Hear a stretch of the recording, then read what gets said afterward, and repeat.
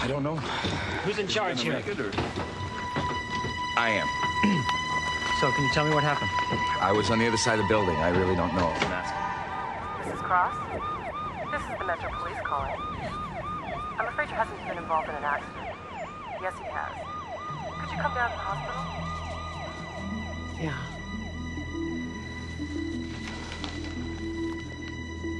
Well, it appears we have a problem here. Dr. Howard. Mrs. Cross. Dr. Howard. I'm sorry, but there was nothing that we could do. No!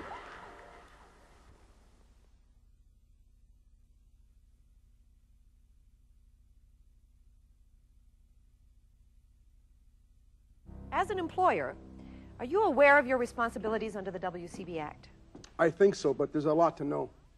But you allowed the circumstances in your company to get to the stage where the supervisor allowed the man to go on shift and go directly to work without checking his equipment. Well, we've grown quickly in the last couple of years, and the supervisors are responsible for the production quotas. They are very busy people. I thought that they were carrying out the safety requirements. That's their job. I can't be everywhere at once. So you thought that they were carrying out their jobs. Do you realize that under the WCB Act, you and your supervisors are responsible for the safety of your employees? Yes, but... Are you aware that this accident occurred as a result of lack of attention to safety in your company? Do you think that safety is a job for someone else? Now listen here. Under the Act, you are responsible for the safety of your employees. Your supervisors are required to carry out that responsibility on a day-to-day basis. They also can be prosecuted and fined.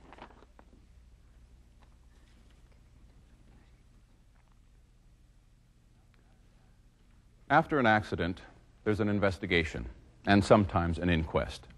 The players in the accident are brought in to testify at the inquest. The owner is the one who has to answer. It's not very pleasant, but the way the system works, if you have accidents, you pay. Many employers, supervisors, and workers don't seem to realize that the regulations are law. They're not just safety rules. The WCB enforces these laws, and individuals and companies must comply. There's no way around it. Companies can be penalized for repeat and serious violations of the regulations.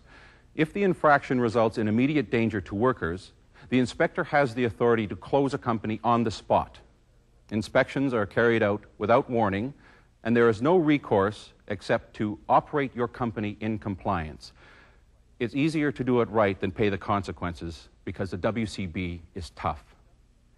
The WCB believes that compliance with regulations is good management, and that a safe firm is generally a well-managed firm.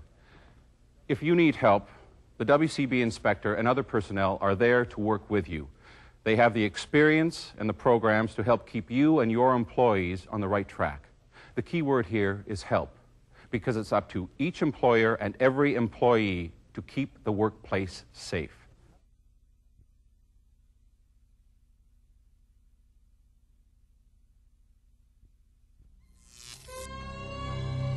I was a quad from the start. I couldn't move a single thing.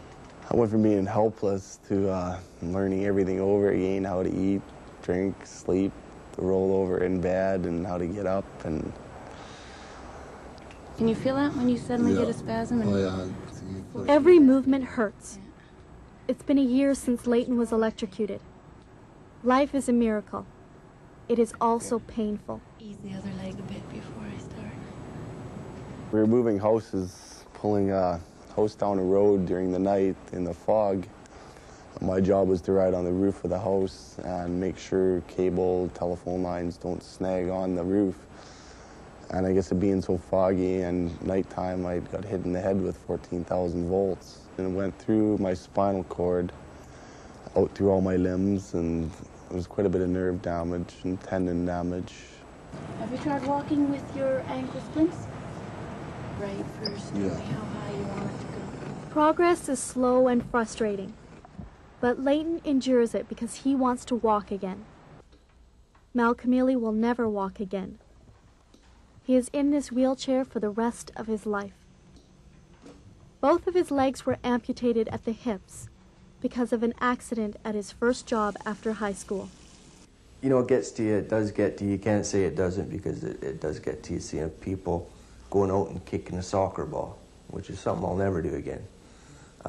Running down the field to catch that long touchdown pass. You know, those are things I'm never, ever going to do again. When you come into any job, it doesn't matter what you're doing. You're going to be logging, you're going to be working as a short order cook in a restaurant. You know, take time to look around, check your workplace out, make sure you know where everything is, how everything works. You know the people you're working with, whether you can depend on them or not, and just always, always think safe.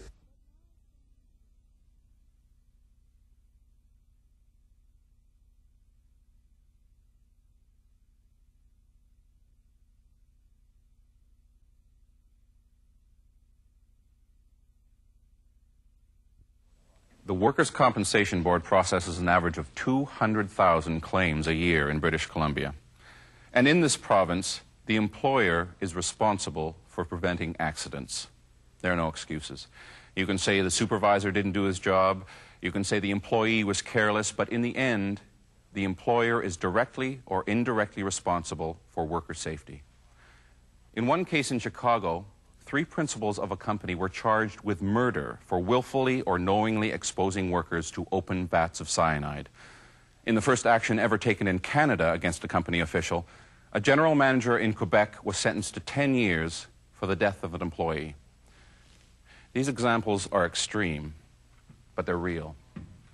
And even though the laws are different in British Columbia, an employer must be aware of his responsibilities. They are clearly set out in the WCB Occupational Safety and Health Regulations. These regulations are law. And the Occupational Safety and Health Policy and Procedure Manual is an employer's most dependable guide and information resource. Luckily, most employers work hard to prevent accidents and to comply with the regulations. For those who don't, the results can be unpleasant.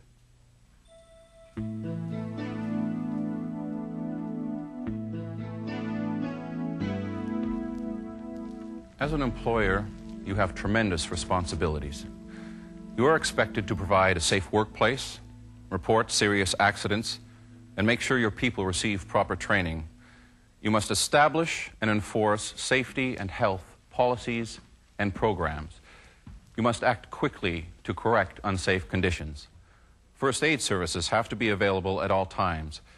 You are expected to support the activities of safety and health committees and to evaluate them periodically. And the most important requirement of all, you are expected to set a good example for your employees.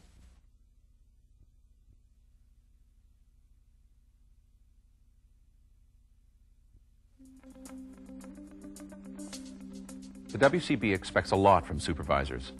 They are responsible for orientation and training of workers, and they have to make sure safe work procedures are followed. A supervisor is required to report accidents and take part in investigations, make sure proper protective equipment is worn, and regular maintenance is carried out on the machines. They look for and correct unsafe working practices or conditions.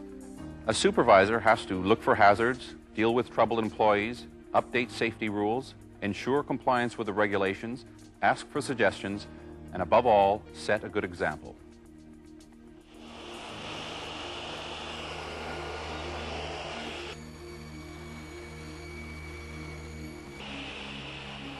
Over 1 million workers in 400 industries are covered by Workers' Compensation Board in British Columbia. Every working day, an average of $1.6 million is paid in benefits, and almost 800 new claims are reported.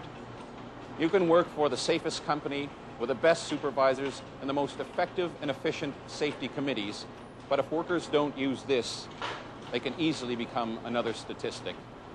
Not only are everyone's actions on the job going to affect them personally, they can possibly injure or kill fellow workers. That's why you, as a worker, are required to know and comply with the regulations and always work safely. If conditions are unsafe, report the problems and have them corrected. Workers are also required to report injuries, and there is no excuse for working while impaired. none.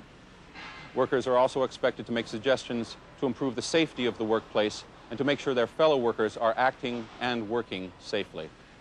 All you have to do is witness one accident at work or suffer one yourself, and you will understand how much sense all these rules and regulations make.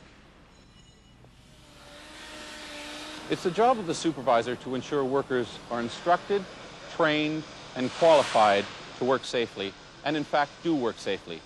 The Safety Committee helps by monitoring the workplace, advising management, and promoting safety. But safety really depends on the attitudes and the work practices of the individual.